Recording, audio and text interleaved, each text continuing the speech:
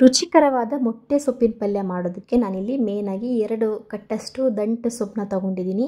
ಚಿಕ್ಕದಾಗಿ ಹೆಚ್ಚಿ ಒಂದು 4ರಿಂದ 5 ರೌಂಡು ನೀರಲ್ಲಿ ಚೆನ್ನಾಗಿ ತೊಳೆದು ಇದನ್ನು ಇಟ್ಕೊಂಡಿದ್ದೀನಿ. ಇವಾಗ ಈ ಒಂದು ಪಲ್ಯ ಮಾಡೋದಕ್ಕೆ 2 ಟೇಬಲ್ ಸ್ಪೂನಷ್ಟು ಎಣ್ಣೆನ ಹಾಕಿದ್ದೀನಿ ಒಂದು ಕಡೆಗೆ. ಎಣ್ಣೆ ಚೆನ್ನಾಗಿ ಬಿಸಿ ಆದಮೇಲೆ ಸಾಸಿವೆ ಹಾಗೆ ಒಂದು 10 ಹಸಿಮೆಣಸಿಕಾಯಿನ ಈ ರೀತಿ ಮಧ್ಯದಿಂದ ಸೀಳ್ಬಿಟ್ಟು ಸೇರಿಸ್ಕೊಂಡಿದ್ದೀನಿ.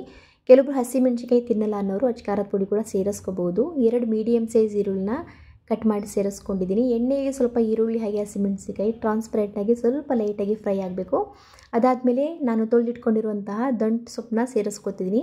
ಸೊಪ್ಪನ್ನ ಸೇರಿಸಾದ್ಮೇಲೆ ರುಚಿಗೆ ತಕ್ಕಷ್ಟು ಉಪ್ಪನ್ನ ಹಾಕಿ ನೀಟಾಗಿ ಚೆನ್ನಾಗಿ ಕಲಿಸ್ಕೋಬೇಕು. ಈ ರೀತಿ ನೀಟಾಗಿ ಮಿಕ್ಸ್ ಮಾಡಾದಮೇಲೆ ಈ ಸೊಪ್ಪನ್ನ ಒಂದು 5 ನಿಮಿಷ ಮೀಡಿಯಮ್ ಉರಿಯಲ್ಲಿ ಬೇಯಿಸ್ಕೋಬೇಕಾಗತ್ತೆ. ಒಂದು 5 ನಿಮಿಷ ಆದಮೇಲೆ ಸೊಪ್ಪೆಲ್ಲ ಚೆನ್ನಾಗಿ ಬೆಂದು ಸಾಫ್ಟಾಗಿದೆ. ಈ ಟೈಮಲ್ಲಿ ನಾನು 2 ಮೊಟ್ಟೆಗಳನ್ನ ಸೇರಿಸ್ಕೊತಿದ್ದೀನಿ. 2 ಕಟ್ಟಷ್ಟು ಸೊಪ್ಪಿಗೆ 2 ಮೊಟ್ಟೆ ಸೇರಿಸ್ಕೊತಿದ್ದೀನಿ. ಬೇಕಿದ್ರೆ ನೀವು ಜಾಸ್ತಿ ಕೂಡ ಸೇರಿಸ್ಕೋಬೋದು, ಏನೂ ಪ್ರಾಬ್ಲಮ್ ಇಲ್ಲ, ಚೆನ್ನಾಗಿ ಬರುತ್ತೆ ಟೇಸ್ಟು.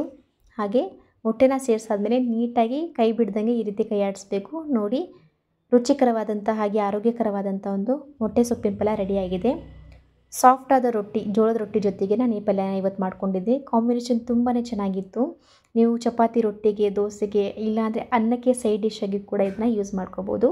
ಒಂದ್ಸರಿ ಟ್ರೈ ಮಾಡಿ ನೋಡಿ. ಇಷ್ಟ ಆದರೆ ಲೈಕ್ ಮಾಡಿ.